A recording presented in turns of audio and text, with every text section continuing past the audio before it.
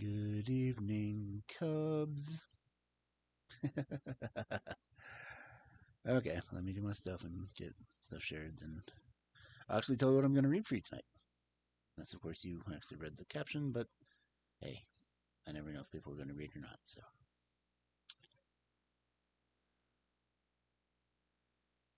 copy, copy.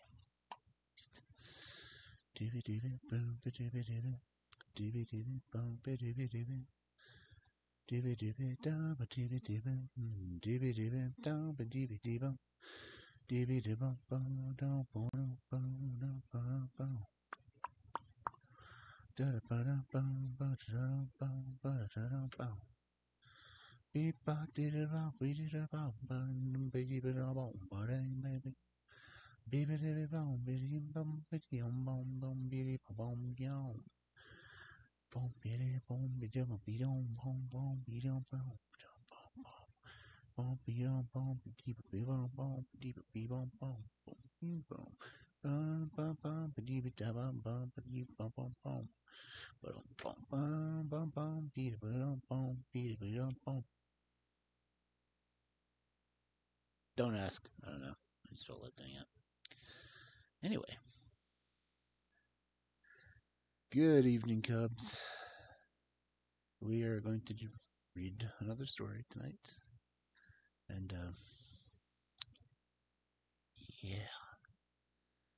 So, I guess we'll just have to listen in and get your glass of water and everything else. Well, I guess I should switch over to make it look a little bit more appropriate like I'm doing this. So, let me switch over to the more appropriate setting. Boop. Aha. Here we go. God, I love the fact they animated the mouth. It's awesome. Anyway. Friday night again. Already 10:35. Why do I keep getting stuck babysitting? I guess I'm just a cool uncle. I do that kind of stuff. And because I'm single, I have no life. Right? I suppose so. But the real question is, why aren't you Cubs in bed already? I mean, we had that whole pizza. And I made sure you didn't drink a lot of soda. Did do good. You ate all your food. Got your water. Went to the bathroom. Washed your hands. I made sure because I was listening to you washing them. And nothing creepy. And now you're in bed. Night lights on. Lights are gonna go off as soon as I walk out this door, so. What? You want another story? Are we gonna have to do this every weekend?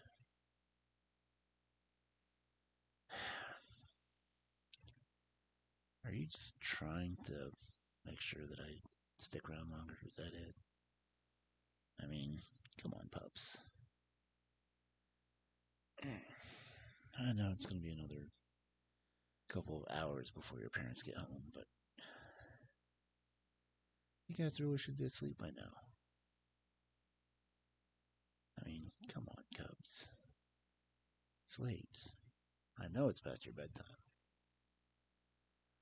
And yes, I know it's a Friday, but still, they expect you to be in bed half an hour ago.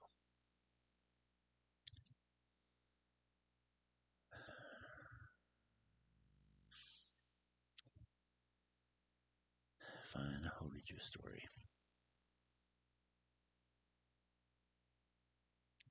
I'll read it out of a little bit newer book.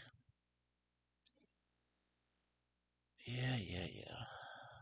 About the stupid girl who ate an apple and died. Oh. Not to, you know, talk you out of eating apples or anything. Because, apples are supposed to be healthy. Not my personal preference, but apples are supposed to be healthy.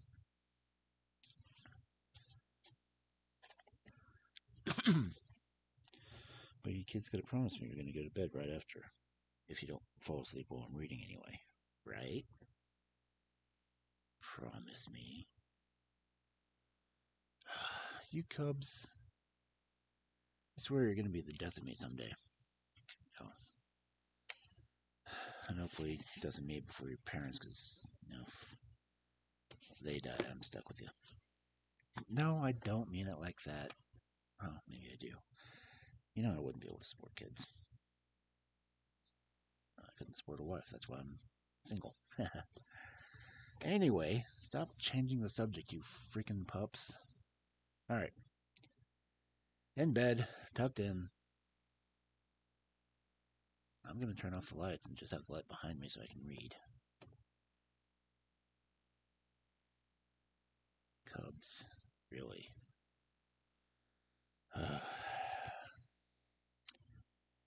Okay, this is on page 19. So,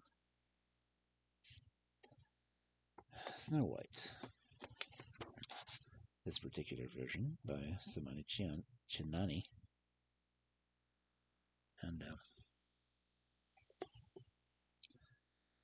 just relax, try to go to sleep. The story's a little bit longer than Little Red Riding Hood was, okay? And you barely made it through that.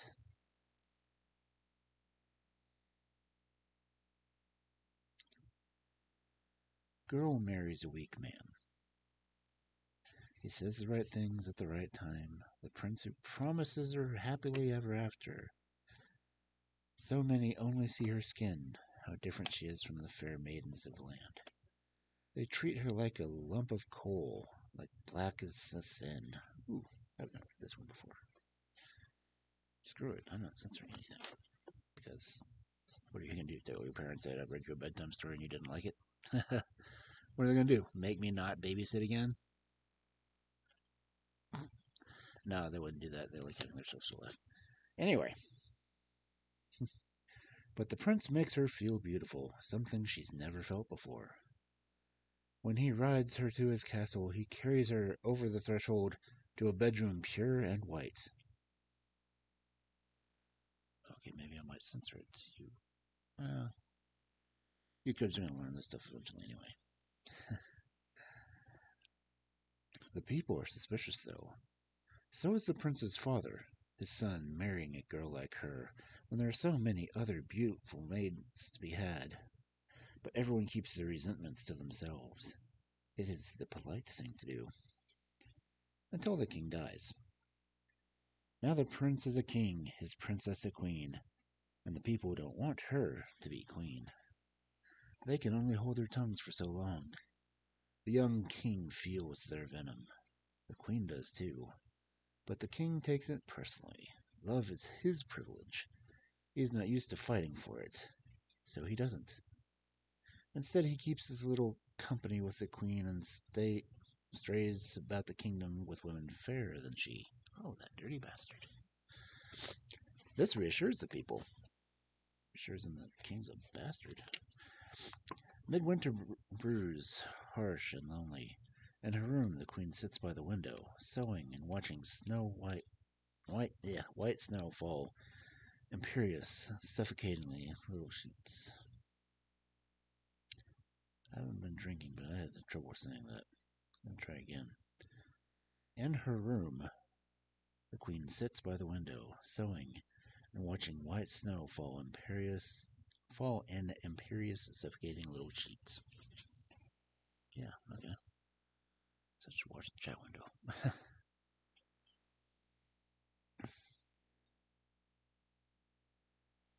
A little crow settles near her, and the snow attacks, whiting its feathers until it's a dove.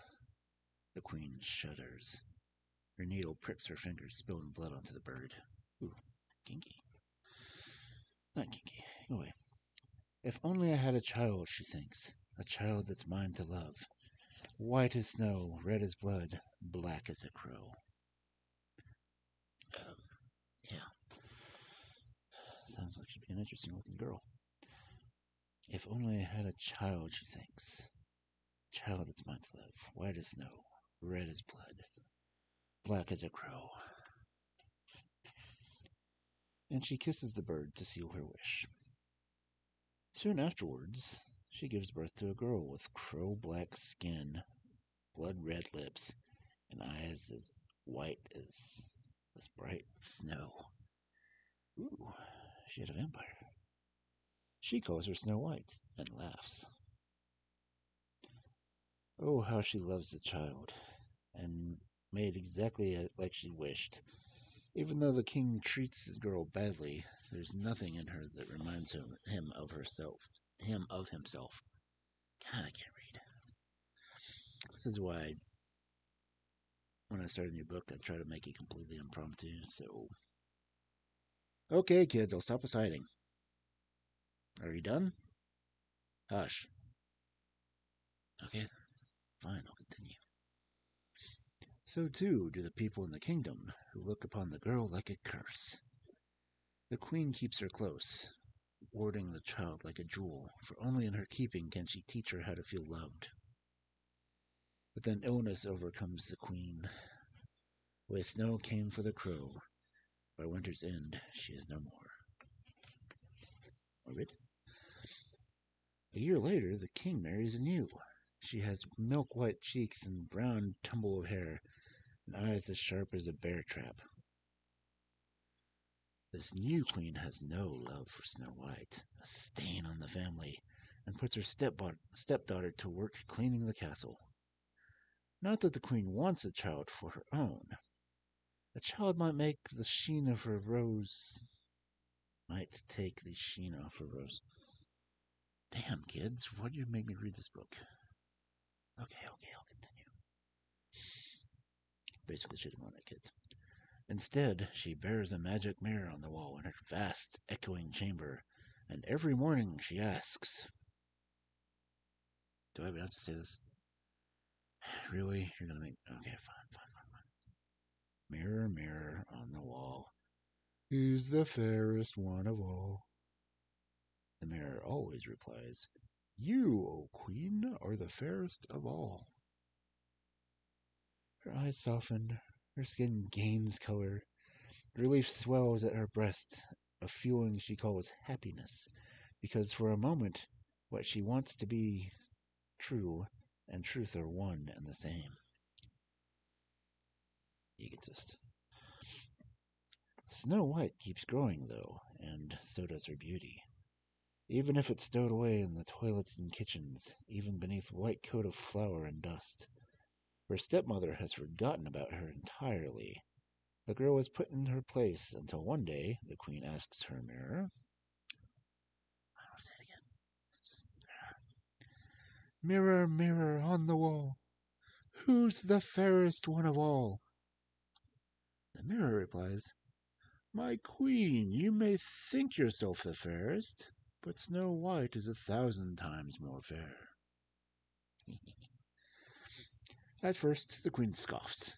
A girl like Snow White, fair. But then she remembers the mirror had named the queen the fair one all these years, and she trusted the mirror then, she must trust the mirror now. No one else in the kingdom would consider the idea, of course. Snow White is more beautiful than her. Beauty in this world has rules.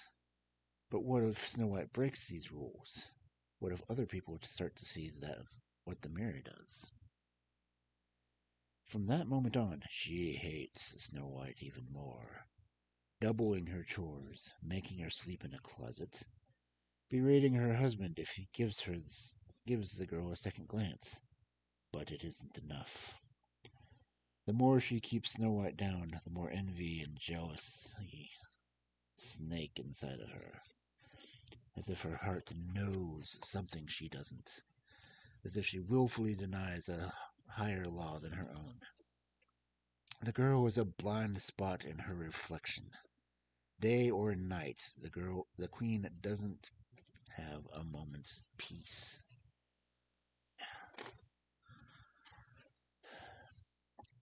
The summer swelters in the palace like a greenhouse. In the heat, the queen's hatred blooms wilder and grows teeth. It is not enough to keep the girl slaved and out of sight. Now the queen kicks and mocks her, baiting her to rebel like a fly to a trap. The girl holds her tongue. She knows a nemesis when she sees one. Nemesis uses any excuse to kill you. Your life drains theirs of power. There is no escape now. Fate has bonded them, the stronger the one, the weaker the other. Snow White grows stronger every day. The mirror confirms it. Snow White is 1,000 times more fair. Again and again and again, the queen knows this girl can't be beaten, so she must die. A huntsman is called. This is not your other Uncle Snowborn, I promise you. Take the girl into the forest, the queen says. Bring me her lungs and liver after you've killed her. Tasty. The huntsman doesn't argue. He has a wife and 2 sons to feed, and the queen pays well. But when he takes Snow White into the woods, she doesn't flee, nor does she cry when he pulls the knife from his belt and raises it to her chest. Instead, she stares him in the eye and says, "For what?" No one has ever asked them such a thing.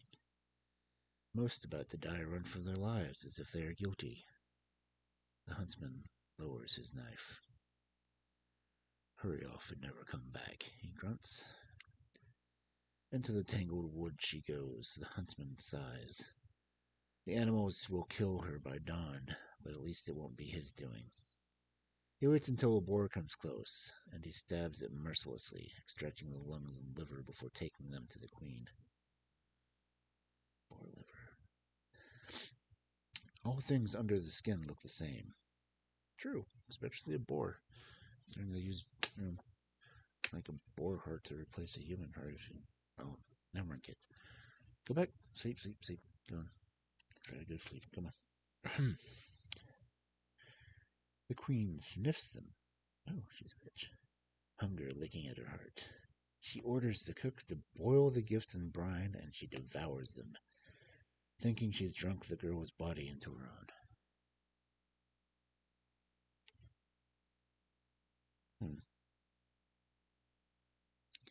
Saltwater boil for her heart and lungs? Liver, maybe. Yeah, I can see boiled liver. I'm not sure about lungs, though. I'll have to look up a recipe for lungs. Anyway. A privileged child cannot survive in the forest. The vines and brambles would reach out and strangle them. The animals would eat them. Sup, sup, sup. But Snow White isn't privileged. She hasn't lost touch with her nature. Her beauty is the beauty of the trees, the flowers, the foxes. She's a fox. Oh, Dizzle. He's reading a bedtime story. A very interesting version of Snow White.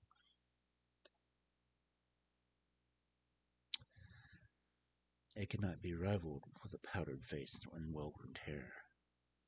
It is why the queen sends someone else to kill her.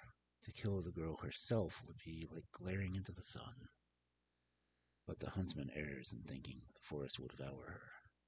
Instead, the bears and wolves make way, and the healthiest fruits dropping at her feet.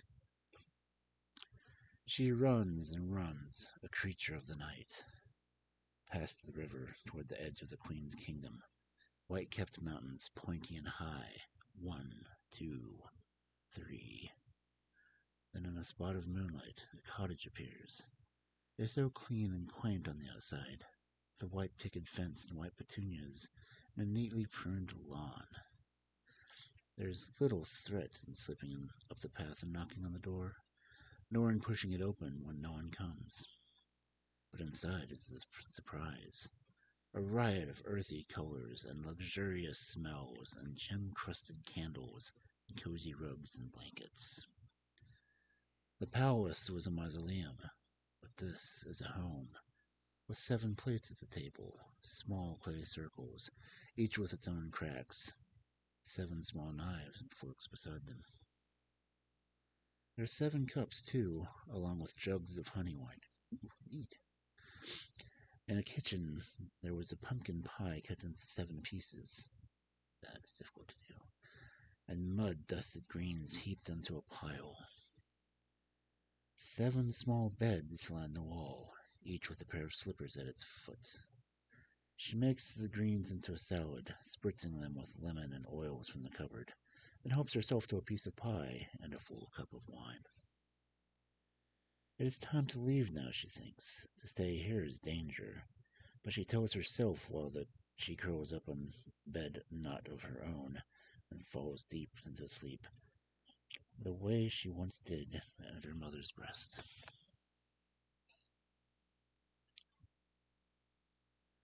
It is well past dark when the owners of the cottage return. 7 dwarves who spent their days in the Queen's Mountains, mining for gold, digging for gems in deep, dark caves, where the Queen's miners never deigned to go. Whistling up the path, they enter the house, 7 lanterns lit, and all at once they see someone has been inside. "Who drank our wine?" one says. "Who ate our pie?" says the second.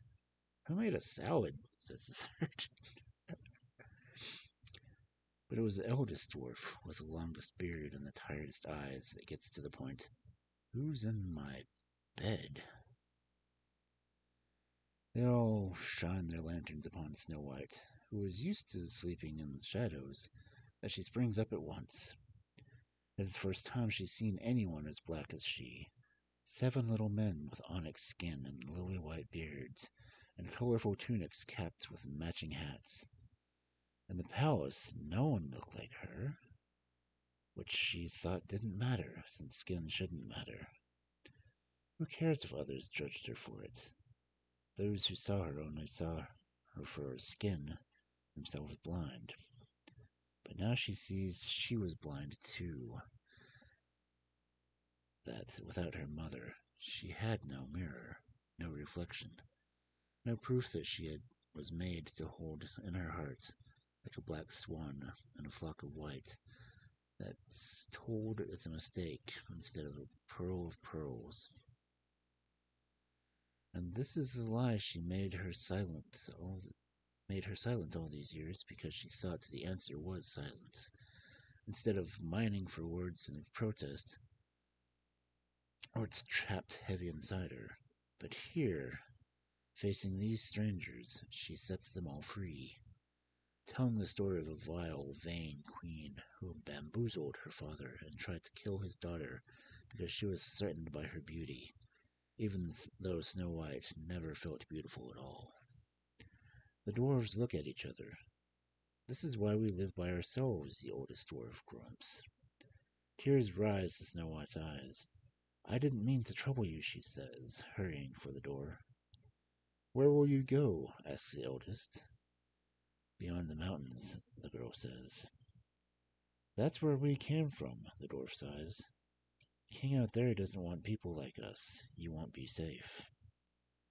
Snow White doesn't know what to do. This world isn't made for her, even though she was born into it. The dwarves confer, mumbling and grumbling, before the eldest raises his head. "Do you know any good bedtime stories?" he asks. "We like fairy tales. If you tell us fairy tales, you can stay." Snow White smiles with relief. "You'll have every tale I know," she says.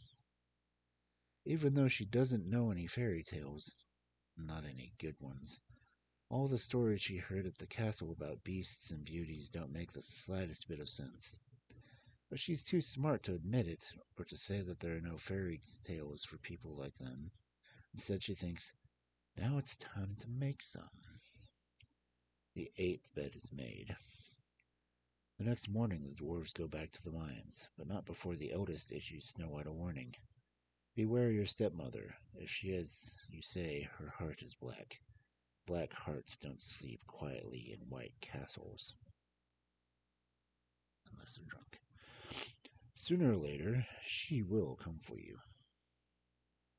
Snow White takes heed, but forgive her for worrying about something other than her stepmother for a while, especially with a bedtime story to write and a supper to make, for the dwarves have put her in charge of that too, given the savor of her salad that night before.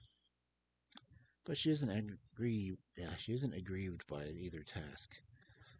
When so many of your years have been spent in the vigilance of life and death, to be preoccupied with thoughts of recipes and a proper moral for a story seem like luxury once afforded to people other than her. Her stepmother isn't too far from her mind, though, and the dragons and trolls and ogres that Snow White invents in her tales, tormenting dark and violent heroes, all have the queen's colorless skin and bear-trap eyes. Meanwhile, at the castle, the queen dreams of Snow White's lung and liver and wishes she had more. At first, she avoids the mirror because her soul is at peace and she is once again the fairest in the land. Plus, she wants the mirror to know she can live without it, especially since it spent so many days touting a name not her own. But soon enough, an unease claws at the queen's chest, like a hand creeping out from the grave. There's only one cure. To the glass she goes. Mirror, mirror on the wall, who's the fairest of them all? Mirror grins as it replies, You think you are the fairest, my dear queen, but it is Snow White, who lives with 7 dwarves in a cottage at Mountain's Edge, that is the fairest of them all. The queen has little reaction to this news. It was as if she knew the girl would haunt her, like a ghost from another life. That Snow White is far away and nesting with dirty dwarves is no solace. Her mere existence is a threat to the way the world is, an omen of what it might become. She has a plan, though. Women like her always do. Kill Snow White, and kill her well, this time by her own hand. The queen stews bat dust, snake tongue, toad blood into a potion which she drinks with a gasp, clutching her throat as her face blackens beyond black and sags off the bones, like a mockery of the beauty her mirror called fair. The magic continues down her spine, draining her strength and soul. When it is done, she is barely alive. Then she dips a set of combs into poison and goes to the forest. At the cottage, Snow White is plotting her latest tale about wicked witches and disguises they wear, while she coaxes her bread to rise and hums a lively tune. Combs for sale! A craggy voice outside. Combs for sale, combs to make you beautiful. Snow White answers the door. The old peddler is stooped to a hideous squat with burned-looking skin and a leering, hungry gaze that reminds her of a wolf's. For a moment she wonders if it is the queen come to kill her, but even Snow White can't imagine her stepmother debasing herself like this. Crisping her own skin to ash, wrinkling herself to leather, skulking from the prowess to dwarves' petunias. The queen wants her dead, but even she wouldn't sink so low. Which means the girl takes pity on the peddler and buys all 3 combs, the few loose coins from the dwarf's coppers. Let me comb your hair, the peddler says. Make you beautiful. More a command than a wish. Snow White thinks of a way for the queen used to mock her hair in the castle, taunting that it needed combing and straightening, and was best to put up in a rag. Those days are gone. Snow White's hair grows free. But memories remain like scars. All right, Snow White says. The queen digs the combs into her scalp and the poison seeps in. Snow White realizes her mistake. She falls dead onto white flowers. Her face wax pale. Yeah.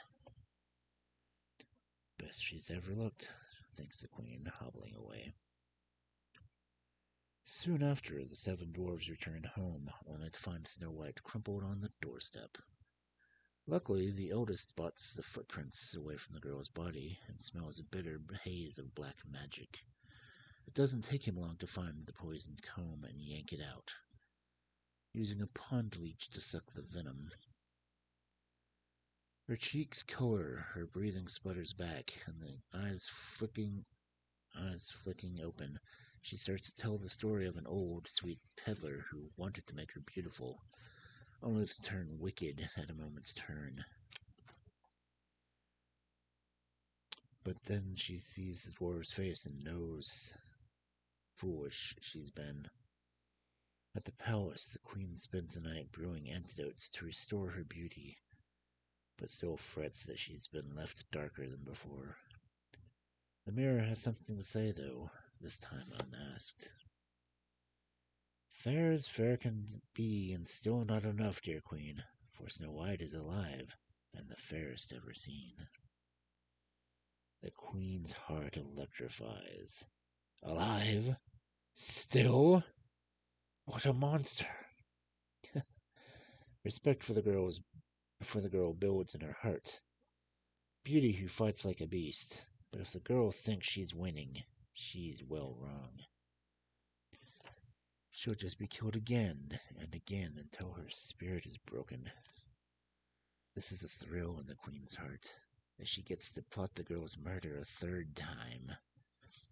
That she gets to destroy her as a ritual, an ugliness the queen has found herself. Out comes the bat dust and toad blood. Across the forest, the eldest dwarf pokes Snow White with a broom when she's too busy fussing over a bread loaf to pay attention. Don't open the door for anyone, he repeats. You hear me? Mm-hmm, says Snow White. The eldest tramps his dwarfs out to the mines, quite sure the girl has no sense and will welcome the next friendly witch who comes her way. On this account, he's right. A few hours later, the voice croaks outside. Apples for sale. Fresh apples. No answer at the cottage. Knock, knock, knock. Big, juicy apples. Nothing. One-of-a-kind apples, fit for a queen. The door opens. Well, in that case, Snow White says. A bread loaf between oven mitts. She lifts her eyes. She almost drops the bread. Her stepmother has once again hexed her face black, but an unholy black, kind of black that has no name, because it is white turned inside out, an inversion, a distortion, like a mask or a slab of paint, a misunderstanding of what skin is and how deep it goes. I have an apple just for you, dearie, coos the peddler. Just like you had a comb? Snow White asks. Comb? The one you sold me yesterday? Must be confusing me with another, says the peddler. Ah, Snow White thinks, we're playing that game. Well, a peddler sold me a poisoned comb and I nearly died, so I can't be taking things from strangers, as she explains. Snarky. Poison? A sweet girl like you? Oh dear, I'd never do such a thing, the peddler insists, drawing forth the luscious apple. Here, I'll even cut it in half. You take the red half, and I'll take the white. Why is the apple two different colors? She bites into the snow white fruit and sucks the juice off her lips. Here, eat up. The girl doesn't take the half. What does it cost, she says. You never said. Whatever you can pay, the peddler dismisses. A coin or two. I don't have any coins, says Snow White. The peddler frowns, but yesterday she catches herself, thrusts the red half at her. Take it for free, then. For free, Snow White scoffs. Coming all this way into the dark of the forest to sell your one-of-a-kind apple for nothing. Now that would be suspicious. I have to pay you. How about some bread? Bit black on the outside, but inside pure white, just like you're part of the apple. The peddler practically pushes the red half into her hands. Really, just have a taste before it dries up. Are you sure you don't want to try? Says Snow White, glancing at her loaf. I bake a special butter into the bread. Butter that makes you fair and lovely. Peddler's eyes shiver. Oh? Let me give you some, says Snow White. Make you beautiful. Oh, well. The peddler stiffens, having forgotten all about the apple limp at her side. Just a small taste, maybe. Snow White tears off a piece, holds it up to the peddler like a mother bird to her chick. The peddler snatches it, swallows it whole, eyes closed like a girl courting a fairy's spell. Strange, she murmurs. Such a bitter taste, like nothing I've known. Her eyes flare open, fly to the girl. Snow White waits like a storyteller who's found the right ending, for she's baked the cursed comb into the bread and killed the queen with her own poison. Down the black-faced witch falls until white flowers. Snow White pries the apple from her hands so that it won't leave seeds to sprout and burns it with bread in the fireplace. When the dwarves return home, they aren't sure what to do with the queen's body. It becomes quite nettlesome since her magic potion worn off, returning her to her high-boned power. Snow White favors bringing the queen's body in further. Snow White favors bringing the queen's body to her father, the king, but the dwarves say that will lead both Snow White and the dwarves' death, no matter how good their intentions. One look at the girl and the dwarves and a dead queen, and the people demand their heads. To seek an ending for their kind is foolish and noble. Better to avoid an ending altogether. So the dwarves put the queen in a coffin made of glass, then hike her to the mountain, and leave her there at the steepest peak in hopes that someone will claim her.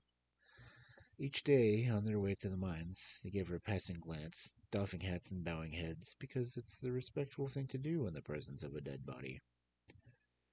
Seasons come and go, birds make their nests upon the glass, the coffin becomes part of the mountain itself. Then one day, when the dwarves have almost forgotten about her, they see someone waiting by the coffin. When they reach the peak, a prince, a tall, handsome, and frost-colored hair, son of a king on the other side of the mountains. The same king who drove the dwarves out for the color of their skin. But the prince knows no ill will to the dwarves. Instead, he beholds a glass-bound queen. So beautiful, he says, surely the fairest in the land. The dwarfs stifle a groan. He's one of those. But it is the eldest who sees something in the prince's eyes, a spark, a tinder, the possibility of something different. Not quite the fairest, he says. The prince looks at him for the first time. Oh? The dwarf whispers to a nesting bird and sends it to the cottage. Prince returns, gazing to the queen like a hypnotized child, but only when he sees the stir in the glass. Like magic in a mirror does he snap out of his trance and turn. Snow White stands there like his reflection.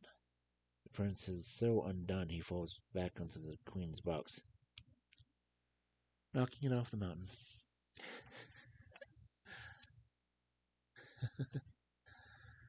A girl marries a weak man.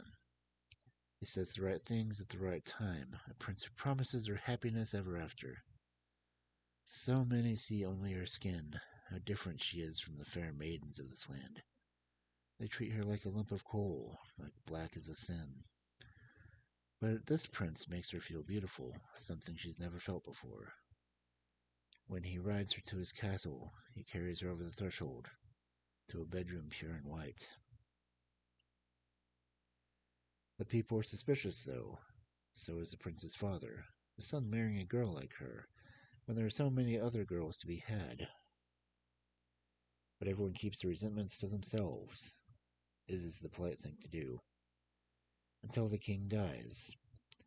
Now the prince is king, the princess is queen. But the people don't want her to be queen.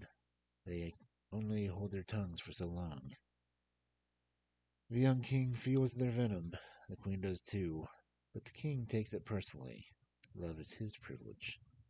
He's not used to fighting for it, so he doesn't. Instead, he keeps a little company with his queen and strays to the kingdom with women fairer than she. This reassures the people. Midwinter brews, harsh and lonely. In her room, the queen sits by the window, sewing and watching white snow fall in imperious, suffocating little sheets. If only I had a queen, a child, she thinks, a child that's mine to love. White as snow, red as blood, black as a crow.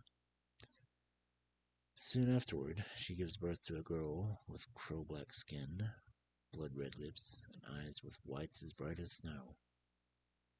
She calls her Little Snow White. Oh, how she loves this child, made exactly like she wished, even though the king treats the girl badly, for there is nothing in her that reminds him of himself. So too do the people of the kingdom, who look upon the girl like a curse. The queen keeps her close, warding the child like a jewel, for only in keeping her can she teach her how is to be loved. But illness comes for the queen. Not this time. The dwarves steal her into the forest, dwarves who make her fight for every breath, dwarves who nurse her with their love, dwarves who protect her, like a vain queen protects her beauty. Snow White doesn't die, even though she's supposed to die. The doors to the castle are thrown open. She is back, stronger than before. The king startles, the story thrown off script. Snow White glares him in the eye. She won't lose her mother. Her child won't be kept down. Her child will be raised right. A black swan that knows it's a queen. Mother hugs her child to her breast and mounts the throne. Hair wild, feet to the earth. Black that shines brighter than gold. No, she's not going anywhere. Alright, I kind of like that version of it. Definitely a power move.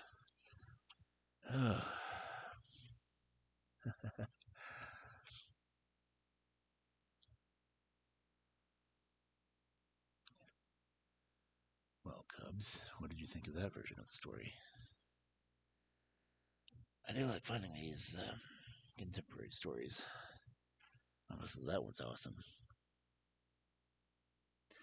Not quite as good as the Little Red Riding Hood that I read the last time. But hey, good story is a good story.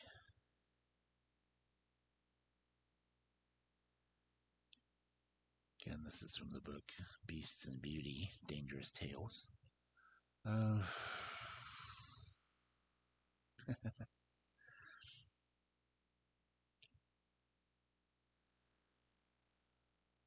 So, did you like it? Anyone? Anyone? Fry?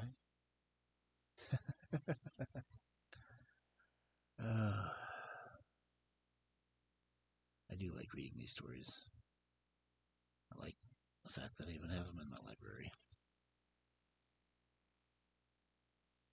And wow, it didn't even take me an hour for that one.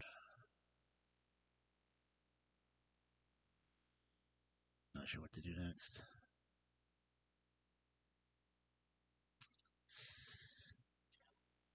Let's see. Maybe I'll read someone. Yeah, I think I will. Since you cubs seem to have fallen asleep, I guess I'll go talk to a friend. She kind of belongs into a fairy tale. She's a dragon after all. I do like reading her because she's at least on my mutuals. So we're going to go see what Snowpuff is up to.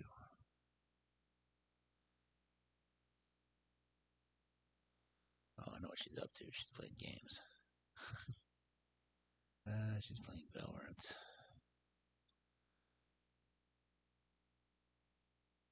So let's go. Yeah, let's raid her. See what she's up to. Good night, Cubs. Sleep well.